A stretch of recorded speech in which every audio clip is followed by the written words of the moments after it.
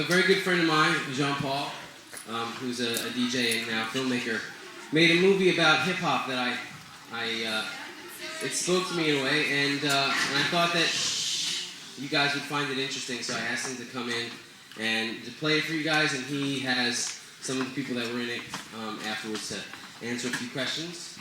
And so I'm going to have him say a little something. All right, how's it going, everybody? How y'all doing? Thank you for being here. Thank you for taking the time. Thank you to Elizabeth Irwin for showing the movie and giving us this opportunity. This is my first attempt to make a film. I started getting into film about a few years ago. I was working on Off-Broadway and got really interested in filmmaking. The movie is about hip-hop. Hip-hop's a big issue these days because hip-hop was always something that was a way for the community to express themselves and for people who, maybe less fortunate or not have so many resources to be able to touch the world and tell their stories. And hip-hop kind of changed along the way, and what hip-hop is today when you listen to Hot 97 or watch MTV, it's not exactly depicted the way hip-hop was originally intended or the way it was when it was first created. So these people in the film were people who I felt were extremely qualified to give their opinions and some of the facts and history about hip-hop and what it was, what it is, what it should be, what it shouldn't be. It's just basically your own take on it.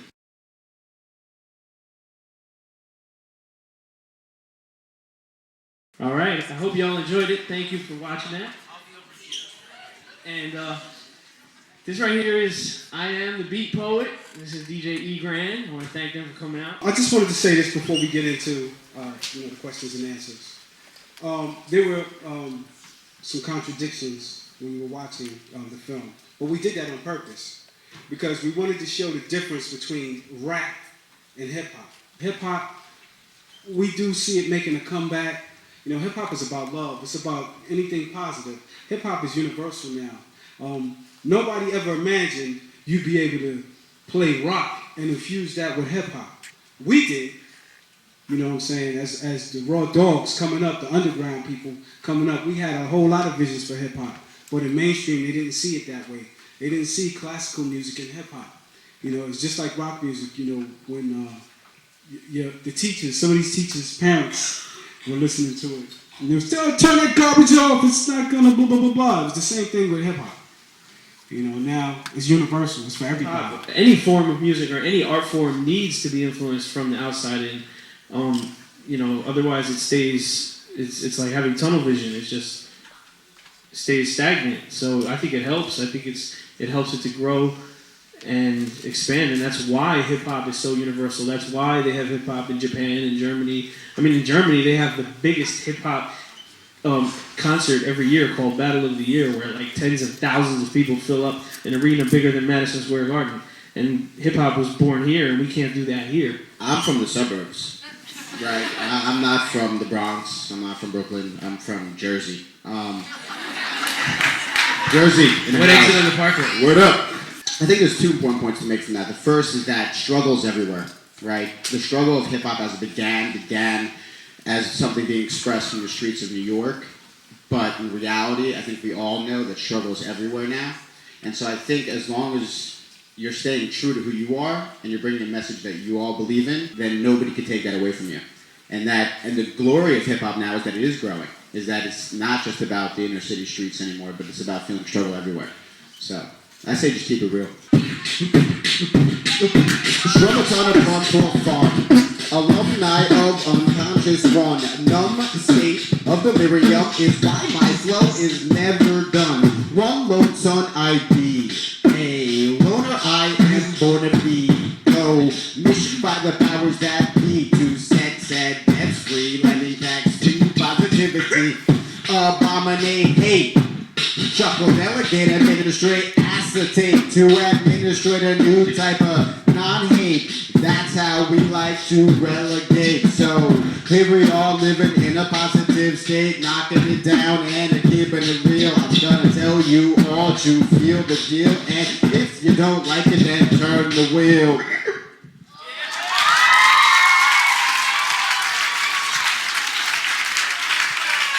Yeah. I Am the Beat Poet. I think the most important thing that I'd like to bring to you all today is that follow your dreams. Personally, no, seriously, it's giggly, but I've been through a lot myself, and there were times when I thought nothing was possible and the whole world was weighing on my shoulders. But I just believed, and I just followed my dream, and as I do that, the whole world opens up. So always believe that whatever you want to achieve, you can achieve. It doesn't matter what style of music you're into, doesn't matter what you like to paint or draw, whether it's with spray paint or brushes. People are always going to tell you there's always going to be somebody that's going to knock you down and diss what you're doing and make fun of you. Make fun back. Have fun with it. What do you think hip hop is? Yeah, what do you think hip hop is? I'm not exactly sure what hip hop is. What do you think hip hop is? I think it's just like an expression of whatever you want it to be. How about you, sir? What do you think hip hop is? I don't know. I was hoping the film would answer that, and I'm not. It wasn't a shot, but I don't have an answer actually. All right. Hip hop is a way of expressing yourself.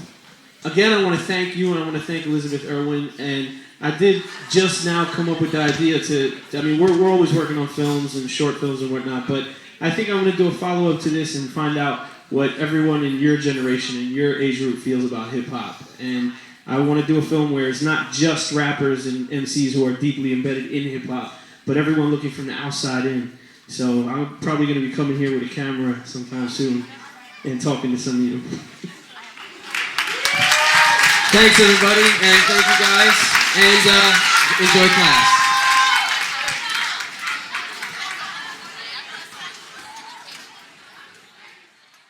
There is a definite line between rap and hip-hop.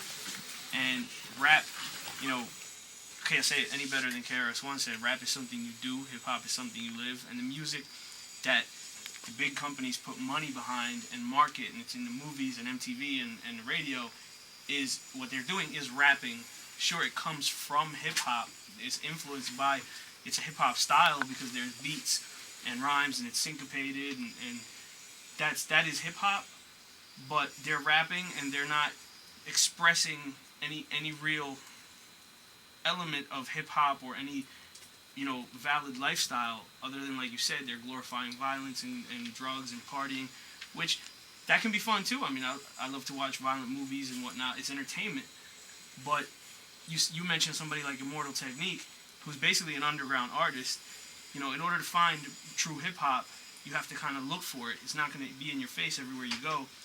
But that's how hip-hop started. Like, when hip-hop was originated in the 70s and the 80s, it wasn't anywhere but in the ghettos or very few cities spread out throughout the world. And you had to look for it. And it's basically no different today than it ever was, except for big companies putting big money behind stuff that music that glorifies violence and sex and whatnot, because that's what sells. Hip hop is a way of life. It still is.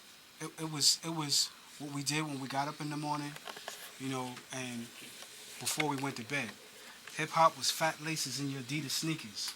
Hip hop was the way you walked, the slang that you talked in Brooklyn, the way you wore your popcorn Kango in the Bronx. Hip hop was about having fun, being creative. There was nothing negative about it. You always got some kind of message from hip hop. It was about bragging and boasting, but in a playful way. It was about challenging each other and competing in a positive nature with all elements of hip hop. If you can't come away from a song that you listen to and get some kind of positive message out of it, it is not hip hop. You know what I'm saying? Hip hop helps you open up your mind creatively. Hip hop is still a movement. And we're trying to change some of the images, that you get when you associate hip-hop, because you listen to rap on the radio, so you think everybody, yo, man, and, we can't articulate, and everybody's selling drugs in the hood, and the hood is negative, yo, don't go there, because it's not like that. It is wild style, don't get it twisted, but everybody in the hood's not like that, and, those are some of the misconceptions with hip-hop. I love alternative, I love jazz, I love classical, you know what I'm saying? I like rock. Rock was a part of hip hop. Well, I said it downstairs when we were in music class. The reason I even got into hip hop as music was because I grew up listening to rock and roll from the 50s, 60s, and 70s. And in the early 80s, when I was old enough to like turn the radio dial and choose what I wanted to listen to, the black stations that were playing anything that was remotely hip hop, I was recognizing samples from music that I grew up with that my dad would listen to. See, in the 80s when you were tuning on stations, I was a rock DJ. And we were playing rock. You know what I'm saying? What it was? Yes. Hall and Oates. That's original breaks for us. That's what we were playing. We were dancing to that stuff. With any culture, and I love history, you always study your history. You always do the research. You know what I'm saying? It's a lot of guys that rap and DJ. They don't know who a lot of the people that started this art. For anything you're into, any kind of art, any kind of culture, any kind of hobby, you have to know. You have to know some sort of history. You have to learn from the ground up. It's the same with hip hop. It's just a culture that you need to learn about. There are guidelines for something being what it is. That's what it is. You don't go outside of those guidelines. You know, once you set that, that's what it is. You know what I'm saying? And being there, you know, from the beginning, you know, knowing what it was. You know what I'm saying? I know what it is. So, you know, when you veer off into something else, it still has derivatives of hip hop, but it's changed. It's changed into something else. It's a new baby now. I grew up when hip hop was really just becoming hip hop because it wasn't called hip hop. It wasn't called hip hop in the beginning. When I was growing up, there was groups like NWA and De La Soul and Third Base that really gave it that political edge and really, you know, talked about what was going on in the hood or in the world and talked about world issues, you know, after police, this, that, and the other. Whereas original rappers, you know, in the 70s didn't necessarily do that so much. It was more entertainment, more fun, more poetry, more dancing and art. So to me, that is very much hip hop.